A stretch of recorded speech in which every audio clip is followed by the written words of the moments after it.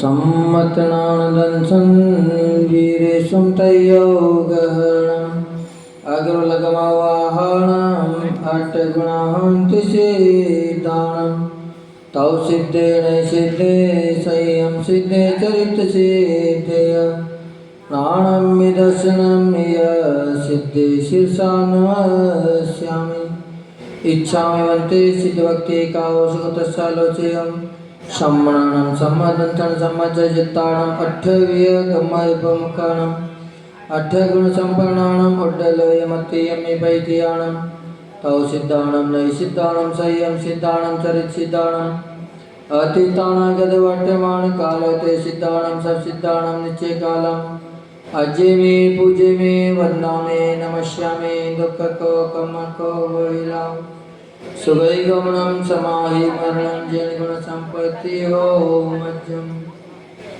अथ अपराणिक आचार्य वन्ना क्रियायां पूर्वाचार्याणां क्रमेण सकल कर्म स्यार्दं भाव पूजा वंदना सह समेतं श्री शुद्ध भक्ति कायोत्सर्गं करोमि।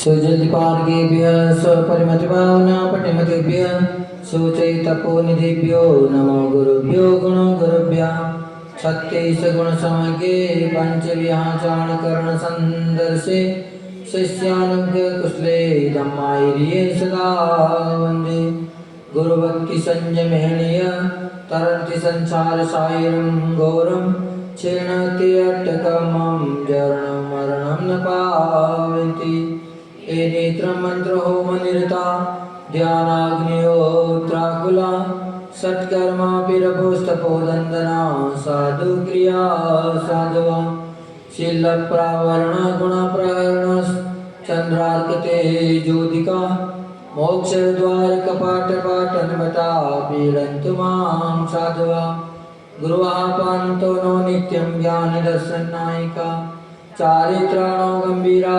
मोक्षमार्गोपदेशिका इच्छामि वन्ते आयुर्भक्तिरसालोचयम् सम्मानं सम्मदन्तं सम्मचरिताणं पञ्चविहाचरणम् आयर्याणम् आयाराधीशगणाणां वदेशीयाणां वज्रायाणां तीरेण गुणपालनयाणां सर्वसावणं श्रेयानिचयकालम् अज्ये मे पूज्ये मे वन्दामे नमस्यामि दुःखको कमको वैलाम् सुवैगमनं समाहि मरणं जन्मगुणसम्पत्ति मज्जम् श्री आदिसागर आचार्य ब्रह्मचार्य विभूषितं विसर्जमातृकं ज्योतिर्विधन्यायकं कमिं निमित्तेकं बुधे पूज्यं सर्वसङ्गविदूरितं प्रभावशालिनं धीरं वन्दे त्रयगुणभक्तितः वन्दे श्रीमहावीरकीर्तिसुगरं विद्यार्थिपारदप्रदम् कालेऽद्यापि तपोनिविद्गुणगणे पूरन् पवित्रं स्वयं नग्नत्वा द्वाविंशतिपरिसैर्भग्नोऽनुयो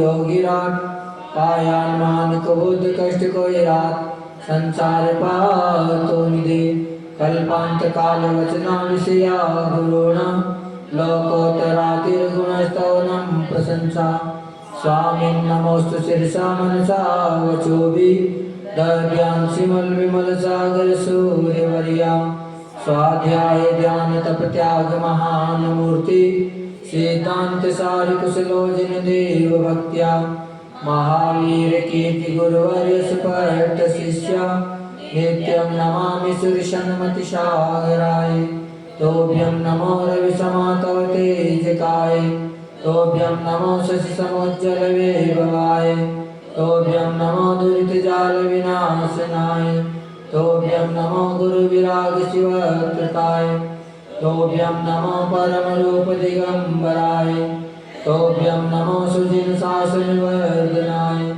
तोभ्यं नमो गुरुविरागसुनन्दनाय तोभ्यं नमो गुरुविमर्शयतीश्वराय तोभ्यं नमो गुरुविमर्शयतीश्वराय तोभ्यं नमो गुरुविमर्शयतीश्वराय। हे स्वामी अधिष्ठानस्थिति मूलमनुष्य मनुष्य मनसा वचा कर्मणा कृतकर्मणोदि आहारे विहारे निहारे च रागेन दोषेन मोहेन भयेन लज्जया प्रमादेन वा जागरे सपने च ज्ञाता ज्ञात भावेन अतिक्रम अतिचार अनाचार इत्यादि दोषा लग्ना तान च मित्वा प्रायश्चित्तानि शुद्धं क्रियात्मं नमोस्तु भगवान्।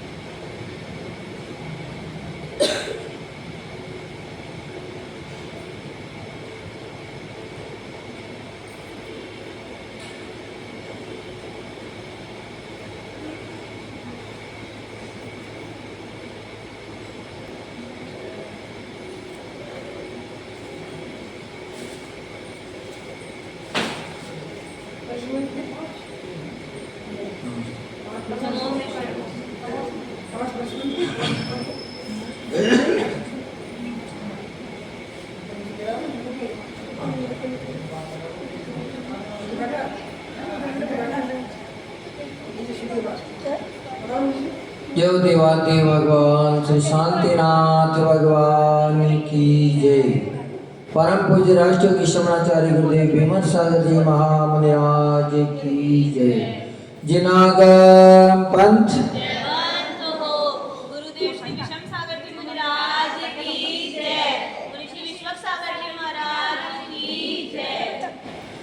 जय हो जय हो जय हो जय हो जय हो भगवान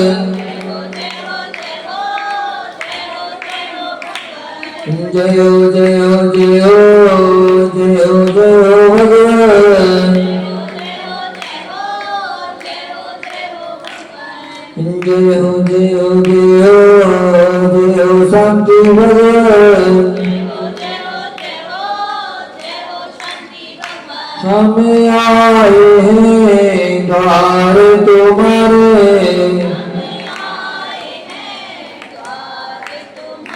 वेद प्रभु जी हमको सहारे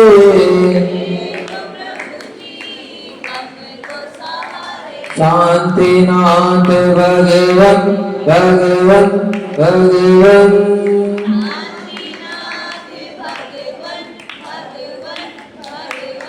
जय हो जय हो जय हो जय हो जय हो भगवान। छवि भी तेरा गे प्यारी प्यारी लागे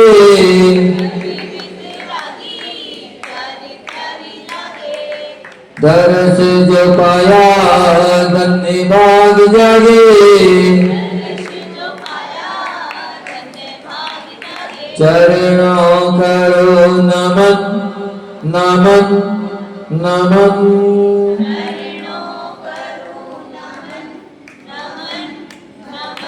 जय हो जय हो जय हो जय हो जय हो भगवान।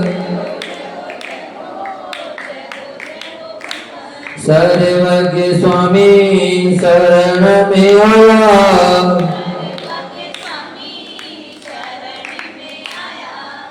कहीं न मिला जो वह सुख पाया,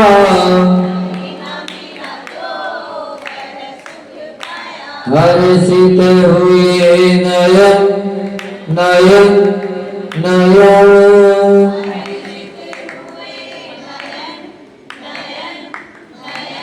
जय हो जय हो जय हो जय हो जय हो भगवान। हित उपदेशी आप कहते, हम गुण गाने भक्त बन जाते।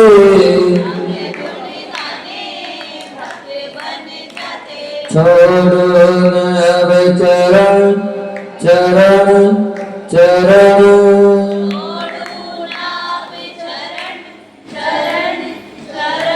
जय हो जय हो जय हो जय हो जय हो भगवान। आहार जी के बाबा कहते,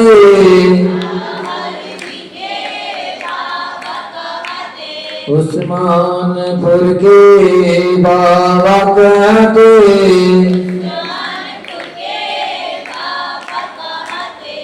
यक्ष यक्षिणी भी सिर को नवाते।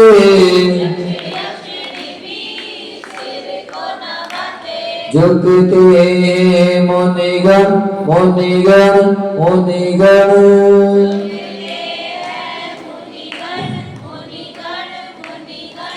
जय हो जय हो जय हो जय हो जय हो भगवान। दुखिया हो कोई द्वार पे आए,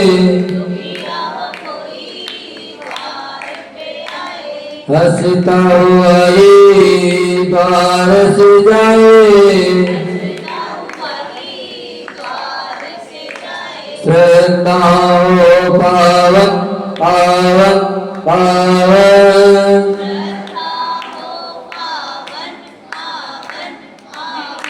जय हो जय हो जय हो जय हो जय हो भगवान। जो देवादि भगवान श्री शांतिनाथ भगवान की जय। परम पूज्य राष्ट्रयोगी समनाचार्य गुरुदेव विमल सागर जी महामुनिराज की जय। जिनागम पंथ मुनि श्री विषम सागर जी महाराज की जय। मुनि श्री विश्वक सागर जी महाराज की जय। आचार्य भगवान कहते हैं कि अपने जीवन में शिष्टाचार का बहुत बड़ा महत्व है। जहाँ अध्यात्म का महत्व है, शास्त्रों का महत्व है, वैसे ही अपने जीवन में शिष्टाचार भी विशेष होना चाहिए। क्योंकि शिष्टाचार ही अपनी खूबियों को दिखाता है, अपनी प्रज्ञा को आगे ले जाने वाला शिष्टाचार ही है। तो शिष्टाचार प्राणी का एक ऐसा गुण है जिसके माध्यम से प्राणी शत्रु को भी मित्र बना लेता है। किसके माध्यम से? शिष्टाचार से। बोलचाल अगर अपने सही है तो हर व्यक्ति अपने आप भी अपने तरफ आकर्षित होने लग जाते हैं, और बोलचाल अपनी सही नहीं है तो कोई भी अपने पास नहीं आएंगे। अपने उठने का बैठने का तरीका बिल्कुल सही होना चाहिए। वह अपने शिष्ट आचरण से दूसरे प्राणियों के जीवन में भी अमिट छाप छोड़ देते हैं। क्योंकि जब भी लोग सीखते हैं तो मात्र देख के ही सीखते हैं। अपना अगर बोलचाल का ढंग सही है तो अपनी बिना कहीं ही प्रशंसा न मालूम कहाँ तक पहुँच जाएगी। अपने को उसके लिए प्रयास अलग से कुछ करना नहीं पड़ेगा, मात्र अपने को डालना है शास्त्रों के अनुसार।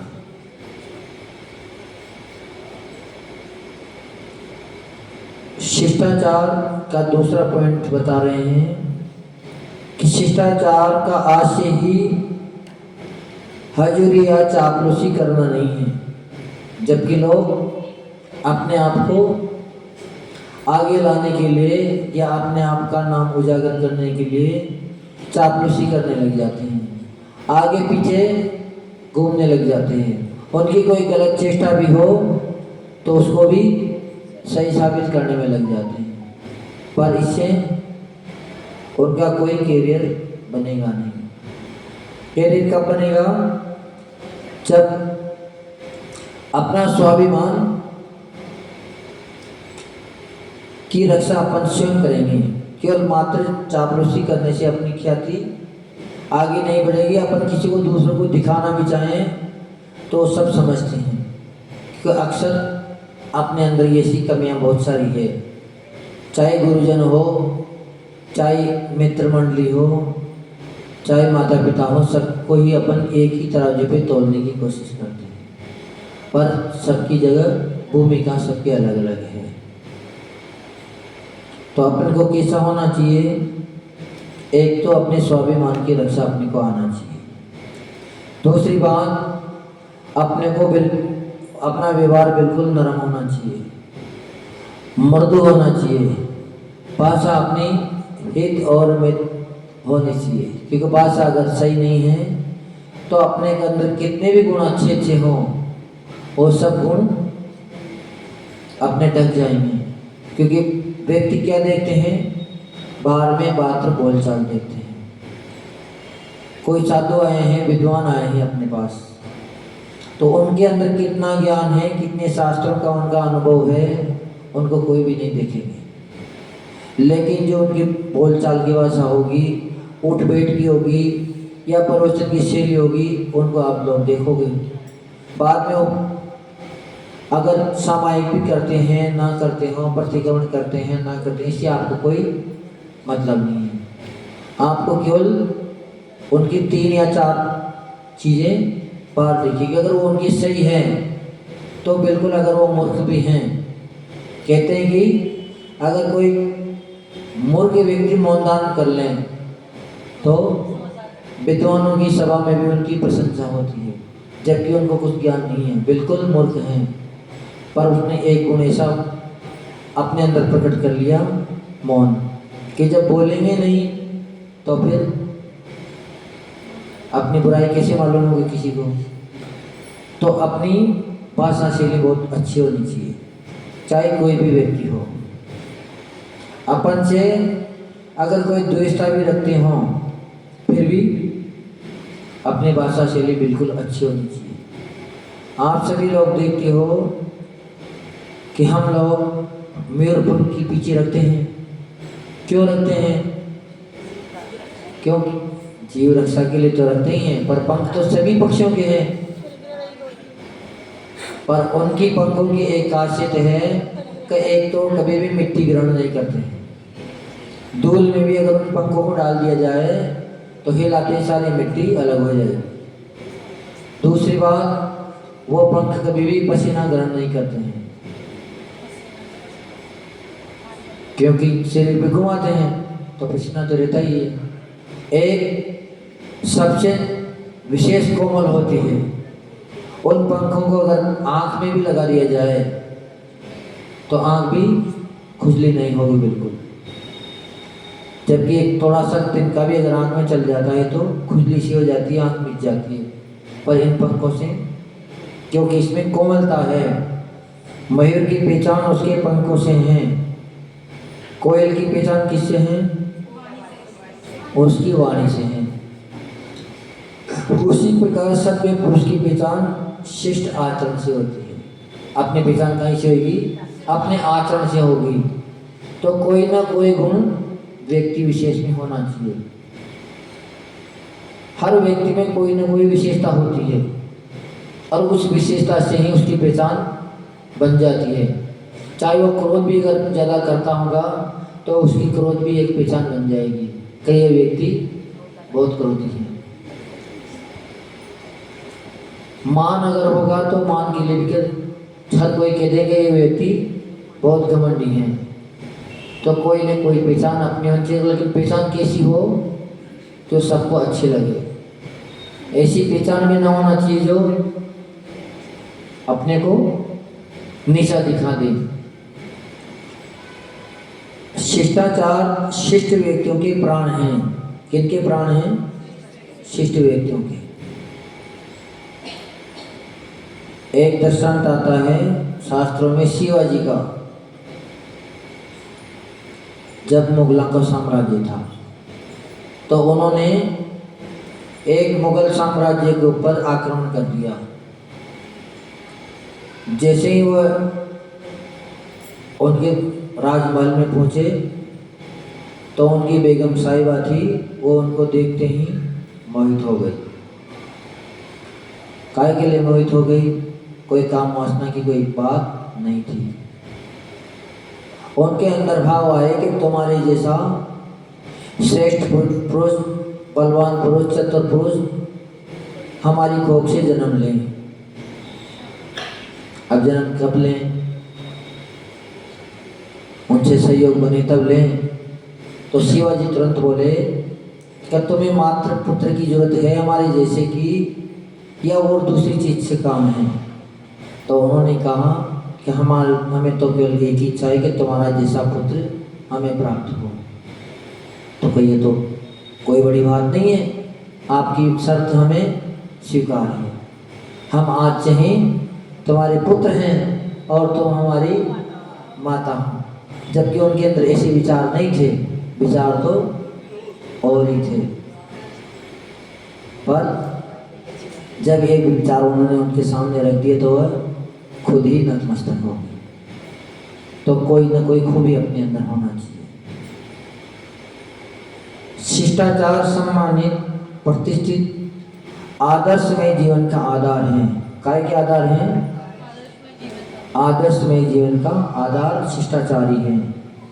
अतः शिष्टाचार प्राणवायु की तरह जीवन में रहना चाहिए। जैसे अपने बिना प्राणवायु के जीवन नहीं रह सकते, ऐसे ही हर व्यक्ति के अंदर शिष्टाचार विशेष होना चाहिए।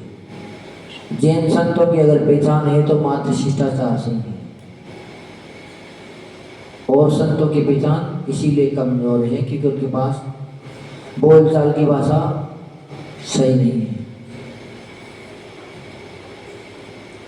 आगे बात बता रहे हैं कि आहार दान देने से क्षण भर की शांति मिलती है। कितनी देर की? क्षण भर की। धन देने का फल भी आपातकालीन ही होता है, किंतु शिष्टाचार देने वाला एवं शिष्टाचार ग्रहण करने वाला प्राणी चिरकाल तक सुख शांति को प्राप्त हो जाता है। काय को प्राप्त हो जाएगा? सुख शांति को। क्योंकि आहार दान दे दिया तो एक दिन मात्र उनकी तृप्ति हो जाएगी। अगर किसी को धन दे दिया आपातकालीन में तो एक व्यक्ति की सुरक्षा हो जाएगी। लेकिन अगर आपका आचार विचार सही नहीं है तो आपसे अनेक व्यक्ति दूर हो जाएंगे। तो जीवन में शांति का कोई अगर आधार है तो वह है शिष्टाचार। भाषा से, देश का, शरीर से, भोजन का, मधुर संबंधों से आंतरिक प्रेम का ज्ञान होता है। कैसे होता है? भाषा से आदमी पहचान लेते हैं, जिसे हम बोलते हैं तो हर कोई कह देते हैं कि तुम राजस्थानी हो। क्योंकि जब जिस देश का होता है वो कितने भी भाषा बदल के बोले या कितने भी वर्षों तक दूसरी जगह चले जाएं, फिर भी उनकी मात्र जो भाषा होती है बोलचाल की, वो तो कहीं ना कहीं जुबान पे आती है। और शरीर का पालन पोषण भोजन से होगा। अगर भोजन ना करेंगे तो शरीर भी सुरक्षित नहीं रह सकता। मधुर संबंधों से आंतरिक प्रेम का ज्ञान होता है। मधुर संबंध अगर हैं तो हर कोई अपन से प्रेम वार्ता करने की कोशिश करते हैं। उसी प्रकार शिष्टाचार उसके उच्च कुल का परिचायक है। आदमी के आचरण से ही व्यक्ति समझ जाता है कि किस कुल की है। एक जगह प्रश्न आया, 4 व्यक्ति आए एक सम्राट के पास। काय के लिए आए? काम मांगने के लिए आए कि हमें भी सम्राट कुछ काम दें। पर बिना खूबी के कौन काम देंगे? कुछ न कुछ योग्यता होगी तभी काम देंगे। और चारों ही व्यक्ति अंधे थे, उनको दिखता नहीं था।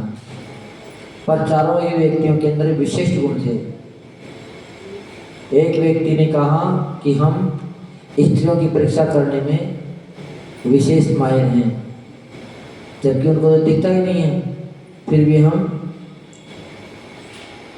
केवल सुनते ही और बता देते हैं कि ये स्त्री कौन सी है। दूसरों का गुण था, उसको पहचान थी घोड़े की। वो घोड़े को देखते ही पहचान जाता था, चाल चलन देखते ही पहचान जाता था कि ये घोड़ा आपके लायक है या नहीं है। तीसरे व्यक्ति को पहचान थी हीरों की पन्नों की। वो हाथ में लेते कह देता था कि ये असली है या नकली। और जो चौथा व्यक्ति था, उनको पुरुषों की पहचान थी कि ये पुरुष कैसे हैं। तो जब खूबी होती है तो हर जगह सम्मान प्राप्त कर लेते हैं, और कोई ना कोई गुण हर व्यक्ति के अंदर निश्चित होता ही होता है। ऐसा नहीं है कि वो अंधे हैं तो उनके अंदर कोई गुण ना हो, पर अपन उनके गुणों के पर ध्यान न देके उनके बाहरी चिन्हों पर ध्यान दे देते हैं, जबकि हर व्यक्ति के अंदर गुण होते हैं। तो सभी का अपन को गुणों का सम्मान करना चाहिए, बाहरी वेशभूषा का कभी भी सम्मान नहीं करना चाहिए। शिष्टाचार पुरुष ही शिष्टाचार का महत्व समझते हैं। स्वयं अगर शिष्टाचारी होंगे तो ही दूसरे व्यक्ति को अपन समझ पाएंगे, उसको सम्मान दे पाएंगे। अगर स्वयं के अंदर शिष्टाचार नहीं है, वैसे गुण नहीं है, तो कभी भी अपन उसको सम्मान दे पाएंगे। एक दिन हमने दृष्टांत सुनाया था रामायण का, राजा जनक की सभा का। सभी लोग अष्टावक्र को देखकर हंस पड़े थे सभा में। तो उन्होंने राजा जनक से बोली थी कि राजन, आज तुमने हमें कहाँ बुला लिया? हमें समारोह के चरमकारों के बीच में तुमने बुला लिया। उसने क्या कही? चरमकार बता दिए जितने भी उनके पास पहले विद्वान बैठे थे। क्यों? क्योंकि उसके शरीर को देखकर सब हंस पड़े थे कि सबकी निगाह उसकी चरम पर थी, जबकि वो तो विशेष विद्वान था। तो सम्मान तभी दे पाएंगे जब अपने अंदर वो ऐसे गुण होंगे। शिष्टाचार पुरुष, माता पिता, गुरुजन एवं अपने से बड़े पुरुषों की आज्ञा पालन, विनय और सम्मान करने से कभी नहीं चूकते हैं, चाहे उनका कितना भी अहित क्यों ना हो जाए, उनका कितना भी बुरा क्यों ना हो जाए। फिर भी अगर शिष्टाचारी व्यक्ति होगा तो कभी भी अपने गुरुजनों का, अपने बड़े माता पिताओं की कभी भी आज्ञा का उल्लंघन नहीं करेगा, उनकी सेवा करने से कभी भी नहीं चूकेगा, चाहे उनको अपने प्राण भी क्यों न देना पड़े। और ऐसे उदाहरण भी बहुत सारे मिलते हैं। पर अपन अपने शिष्टाचार की स्वयं ही वैल्यू नहीं समझते हैं, उनका कभी अपन तो स्वार्थ में उलझ जाते हैं, और स्वार्थ के वनिस्फूत अपन अपने से बड़ों का भी अपमान करने में तुल जाते हैं। जबकि जो अपने माता पिता हैं या गुरुजन हैं, वो कभी भी अपना अहित नहीं सोच सकते, पर अपन उनको भी बुरा ठहरा देते हैं अपने केवल मात्र एक स्वार्थ के लिए। तो शिष्टाचार हमें अपने गुरुजनों की, अपने से बड़ों की आज्ञा पालन करना सिखाता है। शिष्टाचारी व्यक्ति ही बड़े लोगों की आज्ञा मानता है और दूसरा व्यक्ति मान नहीं सकता। आगे पूज्य गुरुदेव बता रहे हैं इसमें कि शिष्टाचारी पुरुष संकटों और संघर्षों का सामना करते हुए भी अपने शिष्टाचार को कभी नहीं छोड़ते। कि समस्या तो सभी के सामने आती है, ऐसा नहीं है कि उनका आचरण अच्छा है तो उनके सामने समस्या नहीं आएगी, समस्या उनके सामने भी आती है। लेकिन अपने स्वभाव को कोई भी वस्तु छोड़ती नहीं है। पानी कभी भी अपने शीतल स्वभाव को नहीं छोड़ता है। हो सकता है कि संगति के असर से वह गर्म हो जाए, पर जैसे ही उसका संयोग दूर होगा तो तुरंत वापस ठंडा हो जाएगा। तो ऐसे ही अपना भी एक गुण है। तो अपने भी शिष्टाचारों को, अपने भी गुणों को, अपने को कभी अपने स्वभाव से कभी भी अपने को च्युत नहीं होना चाहिए। दूसरा व्यक्ति अपना कितना भी बुरा कर रहा है, वो उसका कर्म निभा रहा है, वो उसका स्वभाव नहीं छोड़ रहा है, तो फिर अपना स्वभाव तो क्या है? हर व्यक्ति की सहायता करना, हर व्यक्ति के लिए अच्छा अच्छा सोचना। तो जब वो अपना स्वभाव नहीं छोड़ पा रहा है तो फिर अपन अपना स्वभाव क्यों छोड़ें?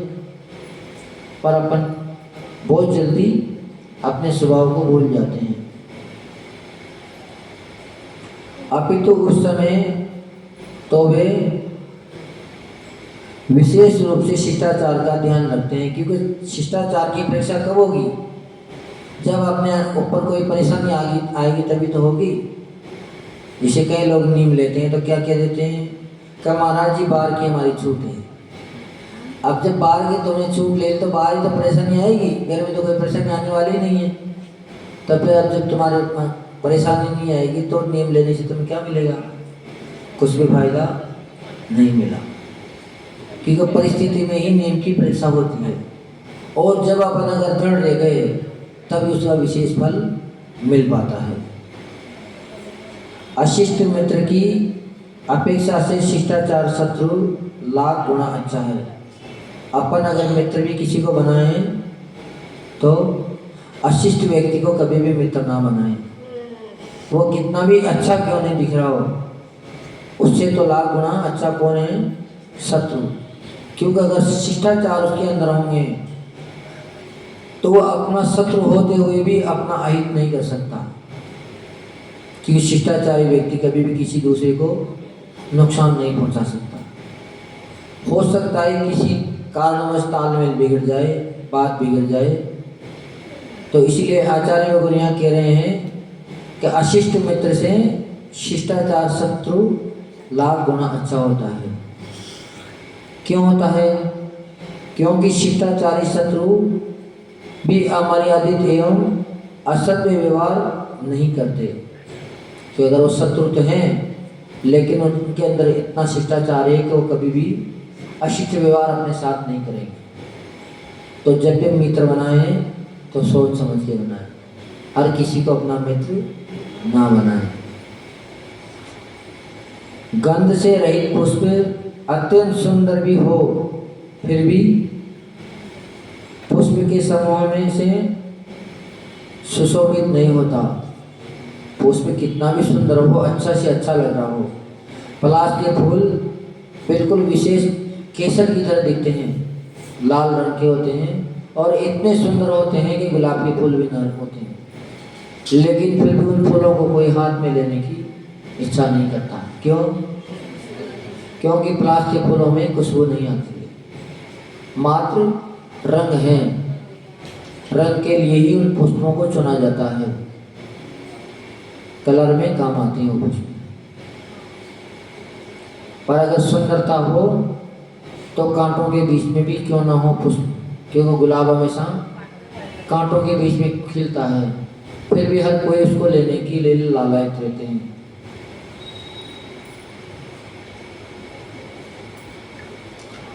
उसी प्रकार शिष्टाचारी व्यक्ति को हर कोई अपने पास बुलाने की कोशिश करते हैं, उसकी गति हमेशा अच्छी होती है। जो पुरुष शिष्टाचार से युक्त होते हैं वे ही पुरुष धर्म की, संस्कृति की, अपने एवं दूसरों की हितों की रक्षा करने में समर्थ हैं। अशिष्ट व्यक्ति कभी भी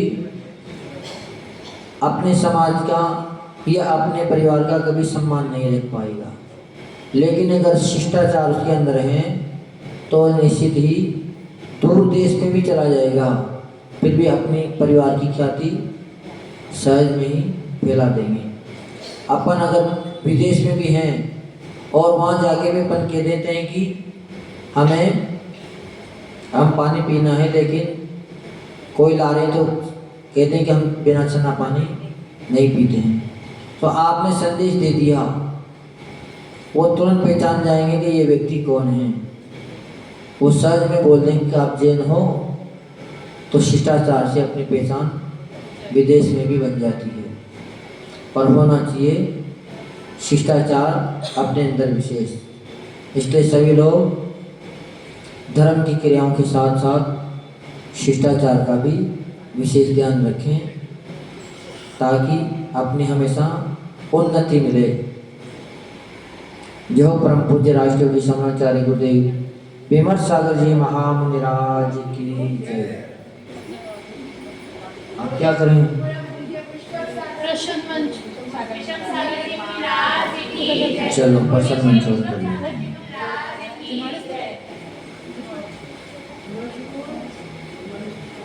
5% ये भी करेंगे, साथ कर लेना।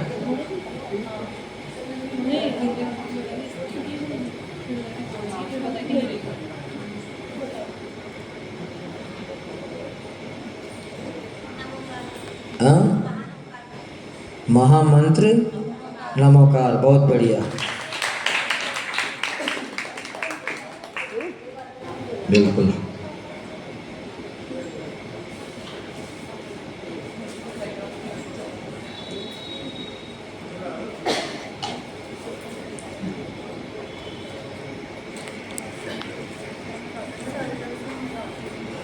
तीन रंग का आभा मंडल, बीच शहर में करते दंगल, घर घर में जो धूम मचाते, कान पे आकर गीत सुनाते।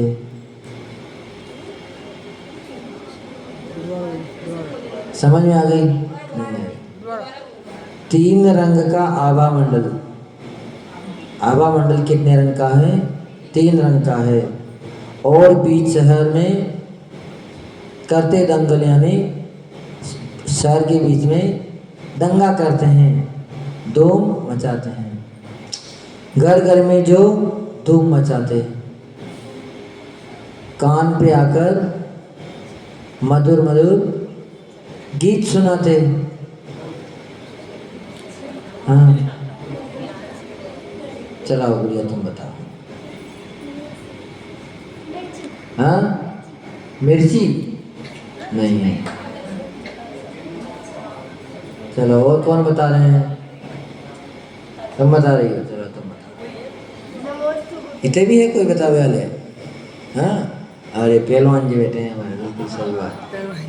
चलो, हाँ, नहीं है।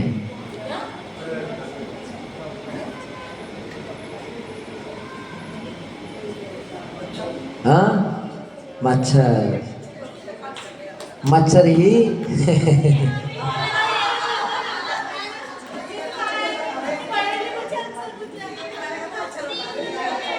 तीन रंग के होते हैं, है ना?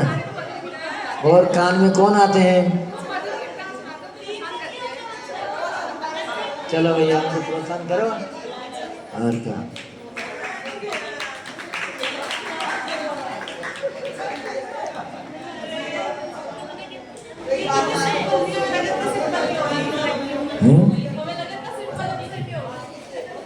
चलो और देखते हैं आगे।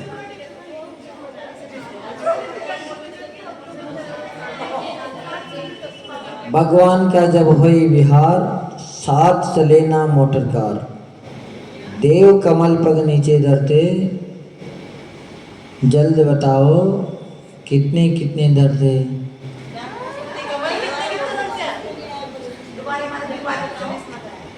भगवान का जब हुई विहार, साथ चले ना मोटर कार, देव कमल पग नीचे धरते, जल्द बताओ कितने कितने। बताओ कितने क्या? कितने कौन बता रहे हैं? है, चलो बताओ।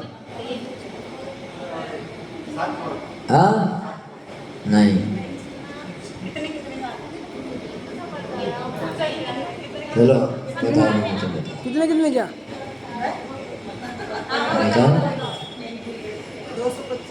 225 कमल देव लोग भगवान के चरणों में खिलाते हैं।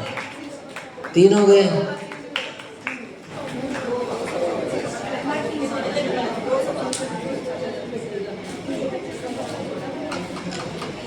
कितने ज्ञान प्रमाण कहे हैं, कितने ज्ञान परोक्ष कहे हैं और प्रत्यक्ष बताओ कितने जिनको सम्यक दृष्टि लए हैं।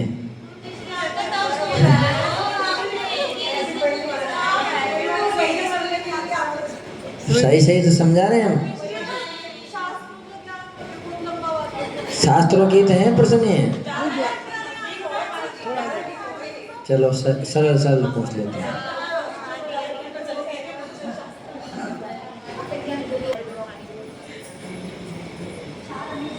हाँ, 4 नियोग नहीं, अनियोग नहीं है।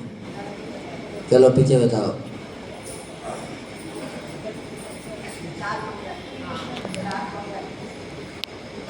इसमें मंगल नहीं पूछे हैं।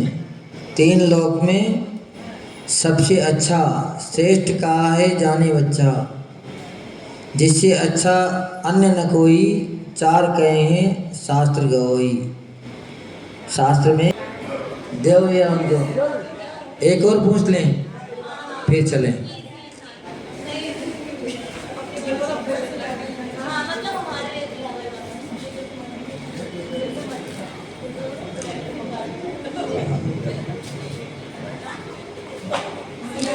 दो अक्षर का नाम है प्यारा, उल्टा कर दो बने सहारा।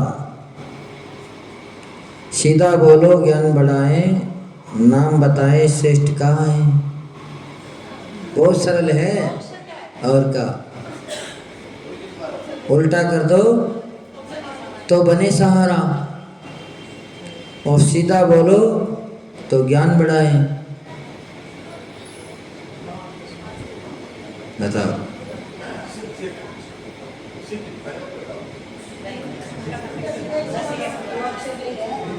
दो अक्षर का ही है। और सभी लोग कहते हैं उसके लिए रोज कमाना जी, ये बात हमसे होती नहीं है।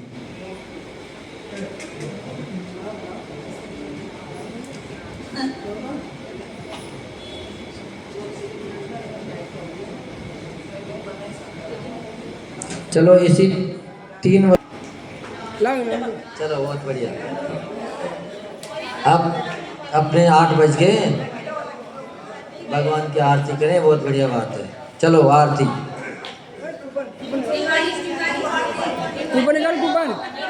वाणी मस्त गुरु सदा दित होड़ो, हे जिनवाणी भारती तो जबू दिनरे, जो तेरी शरणा गए सो पावे सुख चैन। देव जो अरिहंत को गुरु सेवा निर्ग्रंथ, दया धर्म पालो सदा यही मोक्ष का पंथ।